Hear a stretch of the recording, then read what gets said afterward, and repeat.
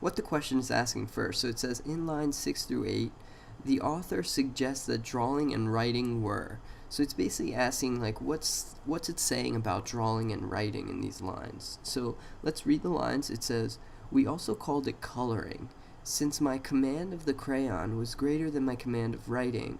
In a sense, my drawings became my poems." So what is he saying about drawing and writing there?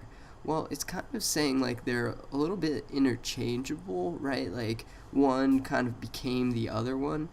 So they're kind of the same-ish, and they both kind of serve the same purpose. So if we look at A, it says, talents that were not generally encouraged by adults.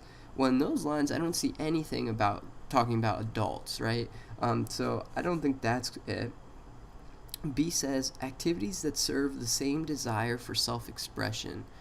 Well, we kind of said that these two things were interchangeable, right? So that seems to be pretty good. Let's go ahead to C. Accomplishments that gave pleasure to others. Well, in those lines, it doesn't talk about how it made anybody else feel, right? It only talked about how it made the author feel. So I would get rid of C. D. Abilities that had already been developed to the limit of the author's talent. Right, I don't know that, right? In those couple of lines, I don't know if the author is to the limit of his talents, right? Maybe he has more to learn. I have no idea, but I can't say from those lines. And then E, it says hobbies that would be supplanted as the author grew to adulthood.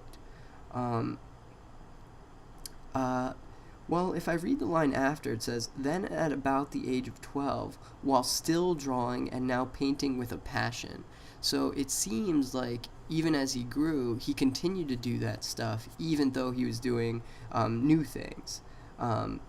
Like, for instance, I committed myself to writing poetry. So even though he started writing poetry, he was still drawing and painting.